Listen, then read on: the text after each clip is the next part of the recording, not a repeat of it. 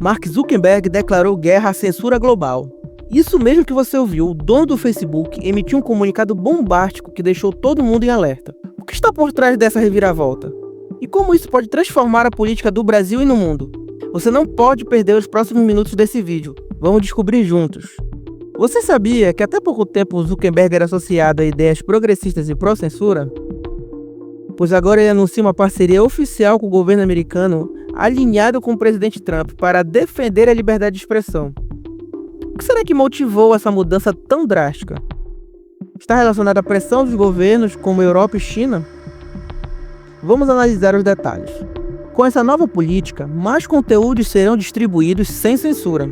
Isso significa que a direita, que já domina o debate nas redes sociais no Brasil, terão ainda mais força. Isso pode mudar as configurações políticas nas próximas eleições. Vamos acompanhar agora juntos a análise do deputado Kim Kataguiri sobre essa notícia que caiu como uma bomba no meio político brasileiro. Mark Zuckerberg vai para cima do Supremo Tribunal Federal, luta contra a censura global, especialmente com pressão da Europa e da China, e anuncia parceria oficial com o governo dos Estados Unidos para promover a liberdade de expressão ao redor do mundo. É uma mudança muito drástica, muito boa para a direita ao redor do mundo de maneira geral, muito boa para a liberdade de expressão. Eu não esperava, mesmo com o governo Trump, que houvesse uma virada de chave tão forte assim em relação a posições, né, das Big Techs. A gente sabe e já lia notícias há algum tempo de que o Mark Zuckerberg há alguns anos estava flertando com ideais libertários, né? Há algumas notícias que foram publicadas sobre isso, mas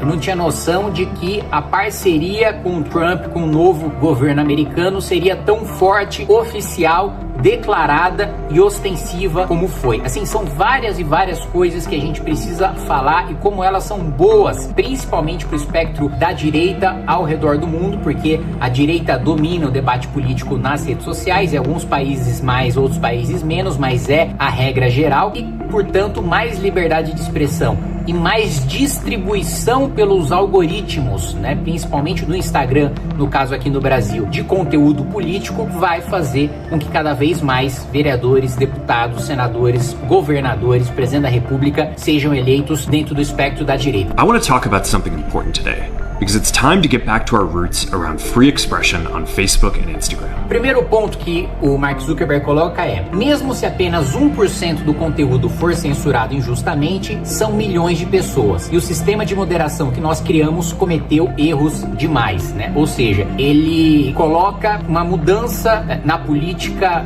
da Meta, que é o seguinte: antes, na dúvida, a gente censurava. E isso causava, ainda que uma proporção, né? Se a gente for pegar a porcentagem, o número de erros baixo, o número absoluto de erros é muito alto. A gente está falando de milhões de pessoas. Então a gente está invertendo essa política. Agora, na dúvida, a gente vai deixar. Na dúvida, a gente não censura, porque nós não queremos continuar cometendo milhões de erros e censurando pessoas injustamente por causa da dúvida daquele conteúdo ser abusivo ou não, violar as políticas da Meta ou não. E tem mais.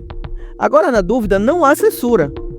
O que isso pode significar para quem produz um conteúdo? Continue comigo e vamos verificar. Os analistas de fatos foram substituídos por notas da comunidade, um modelo semelhante que acontece no X, o antigo Twitter. Zuckerberg afirmou que os analistas geravam mais desconfiança do que segurança. Isso representa o fim de uma era em que o viés ideológico moldava as narrativas das redes sociais. E agora, será o fim da censura disfarçada?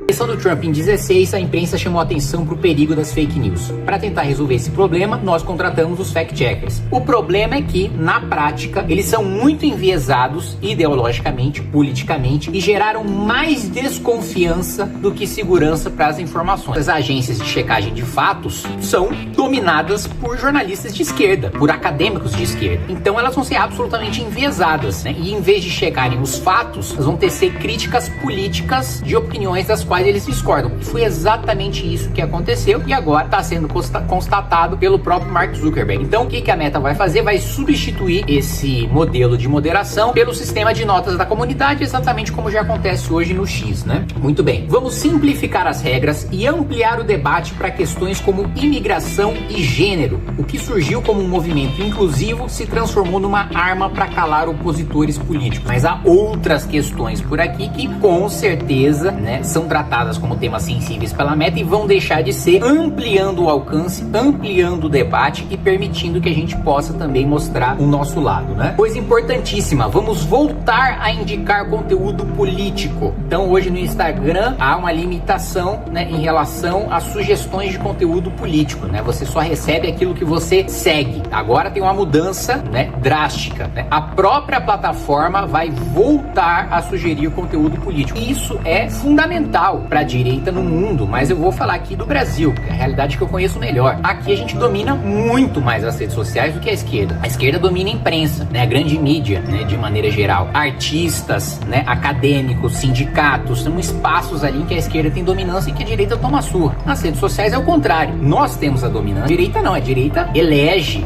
dezenas de parlamentares, centenas de parlamentares, se a gente for pegar 200 subnacionais, milhares de parlamentares em razão de redes sociais. Mas, de todo modo, nós tiramos, né, espaço da esquerda, né, e ampliamos o alcance. Isso, sem dúvida nenhuma, vai aumentar a pressão para a censura aqui no Brasil. Zuckerberg também anunciou que a Meta vai trabalhar com o governo americano para enfrentar censura em países como China e Brasil.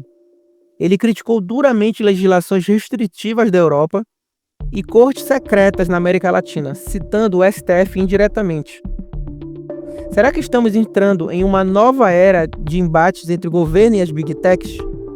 Essa mudança não é apenas sobre a Meta, mas sobre o futuro da liberdade de expressão. Não tenho dúvida disso. Outra coisa que chega a ser até engraçado. Equipes de moderação e segurança da plataforma não estarão mais na Califórnia, mas no Texas, para garantir que não haja desconfiança sobre o viés ideológico das pessoas que trabalham lá, né? Obviamente, né? Falando sobre o viés de esquerda, né, das pessoas que trabalham ali na Califórnia. E, para mim, a parte final e a mais importante, uma coisa declarada, ostensiva, né? Não é uma sugestão, não. É uma coisa, ó, nós estamos fazendo isso abertamente. Tá? Entendam que nós estamos em campanha, nós estamos em guerra. Ó, vamos trabalhar com Trump, com o governo americano, para pressionar governos que estão perseguindo empresas americanas. Os Estados Unidos possuem a legislação sobre liberdade de expressão mais ampla do mundo. Europa tem promovido censura e impedido a inovação. Isso é a realidade. Quantas novas empresas de tecnologia surgem na Europa? Vamos pegar os últimos 20 anos, né, em comparação com os Estados Unidos. A legislação tem se tornado cada vez mais restritiva. E muitas vezes a esquerda brasileira utiliza a legislação europeia como referência,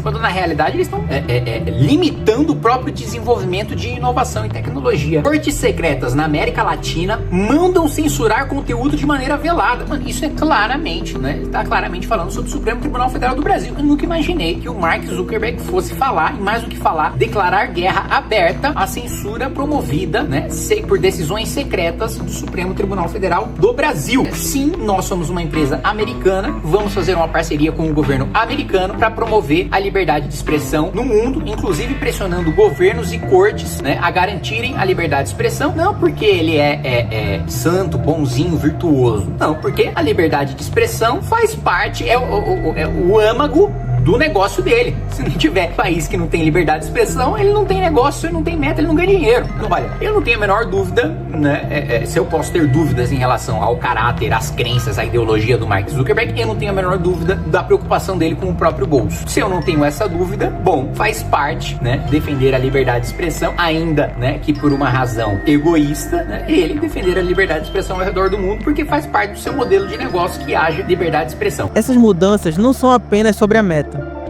mas sobre o futuro da liberdade de expressão.